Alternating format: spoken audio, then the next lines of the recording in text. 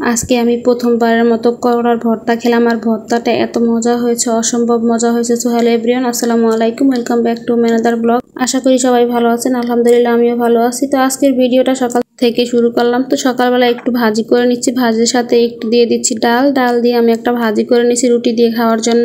এইভাবে ডাল আর আলু দিয়ে ভাজি করে রুটি দিয়ে বা পরোটা দিয়ে খেতে অনেক মজা হয়। তো আমি ছোট্ট একটা মরিচ দিয়েছি, যেহেতু আমার ছেলে ঝাল খেতে পারবে না তাই। আর সাথে বানিয়ে নিচ্ছি গোলা রুটি। রুটিটাকে একটু ভালো করে 2 পিঠ ভেজে নিয়ে তারপর বানিয়ে নিচ্ছি খুব শর্টকাট হওয়ার জন্য। এইভাবে করে আমি মাঝে মধ্যে বানিয়ে ফেলি। এটাকে বলা হয় ফাঁকিবাজি রুটি। তো আমার মতো কোন কোন আপুরা সকালবেলা এরকম ফাঁকিবাজি নাস্তা তৈরি করেন। তো সাথে আমি একটা ডিম ভেজে নিয়েছি। সকালবেলা নাস্তা শেষ করে চলে আসলাম রান্না করার জন্য। তো এখানে আমি নিয়েছি করলা।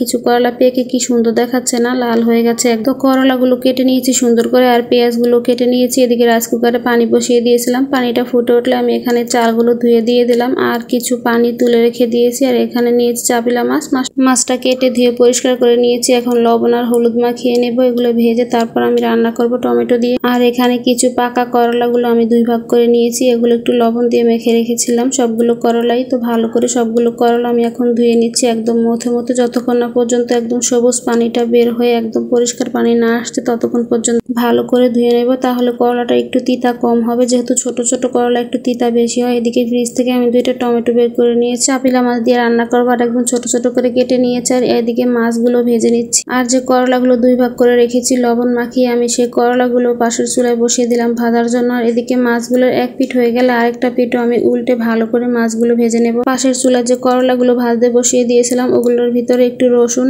আর পেঁয়াজ দিয়ে দিলাম। রসুনটা আস্তে দিয়েছি, এগুলো ভর্তা করবো তাই। আর পাশের চুলায় যেহেতু মাছগুলো ভাজা হয়ে গেছে, এখন মাছগুলো ভুনাও বসিয়ে দিচ্ছি। তো মশলাটা ভালো করে কষিয়ে নিয়ে তারপর আমি মাছগুলো দিয়ে দিলাম আর দিয়ে দিলাম পরিমাণ মতো গরম পানি, যে পানিটা ভাত রান্নার সময় তুলে রেখে দিয়েছিলাম আমি। তো এখন মাছের সাথে আমি টমেটোগুলো দিয়ে দিচ্ছি। টমেটোগুলো আমি মশলার সাথে একটু কষিয়ে নেব, একটু মনে ছিল না তাই এখন দিয়ে দিলাম। আর এদিকে করলাটাও ভাজা হয়ে গেছে, সাথে কয়েকটা শুকনো মরিচও ভেজে নিচ্ছি। আর এদিকে ভাতও হয়ে গেছে, ভাতটা আমি চাপিতে ঢেলে দিলাম। তো পাশে মাছগুলো হালকা নেড়ে চেড়ে দিয়ে করলা ভাজিটাও বসিয়ে দিচ্ছি। আমি এখানে পেঁয়াজ আর হলুদটা হালকা তেলে ভেজে তারপর আমি এখানে দিয়ে দিলাম করলাগুলো আর একটু নেড়ে চেড়ে দিয়ে দিলাম একটু বোম্বাই মরিচ দিয়ে ভালো করে নেড়ে চেড়ে দিচ্ছি। করলাটা হতে থাক আর এই মাছগুলো রান্না হয়ে গেছে। আমি এই মাছটাতে হালকা একটু ঝোল রেখে দেবো। এই মাছগুলো টমেটো দিয়ে এইভাবে রান্না করলে আমার কাছে ভালো লাগে, তাই তো চুলাটা অফ করে দিয়ে এদিকে আমি একটু ভর্তাও করে নিছিলাম। যে করলাগুলো ভেজে নিয়েছিলাম রসুন পেঁয়াজ দিয়ে, ওগুলো ভালো করে একটু মেখে একটু লবণ দিয়ে ভালো করে মেখে ভর্তা বানিয়ে নিয়েছিলাম। আর এদিকে করলা ভাজিটাও নামিয়ে নিয়েছি। তো আমি দুপুরে রান্নাবান্না শেষ করলাম। আর এদিকে আমার বড় ছেলেটা নামাজ পড়তেছিল আর ছোট জনে পানি ভরে বোতলে, তারপর বড়জনকে ডিস্টার্ব করতেছিল। তারপর আমি ছোট ছেলেটাকে নিয়ে গোসল করিয়ে আনলাম আর বড়টাকে খেতে দিলাম, যেহেতু আগে গোসল করেই নামাজটা পড়ে নিয়েছে। আর এদিকে বিকেলবেলা ওর বাবা মজা নিয়ে আসছে, ওগুলো খাচ্ছিল। আর বাহিরে প্রচুর বৃষ্টি নেমে পড়ছে।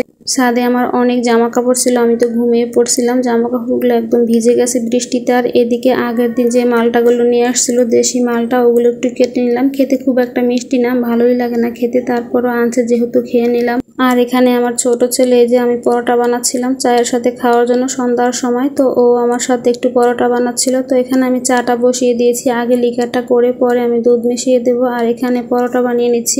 তো আজকে সন্ধ্যায় এই নাস্তা ছিল চা পরোটা আর সাথে ছিল মালটা। আর সকালবেলা যে ভাজি করেছিলাম ওই ভাজি ছিল। আমার ছোট ছেলেটা সেই ভাজি দিয়েই খেয়েছিল পরোটা, আর আমরা তো চা দিয়েই খেলাম। আমার কাছে চা দিয়ে ভালো লাগে পরোটা খেতে। তো আজকের মতো এই পর্যন্তই, সবাই ভালো থাকবেন, আল্লাহ হাফেজ।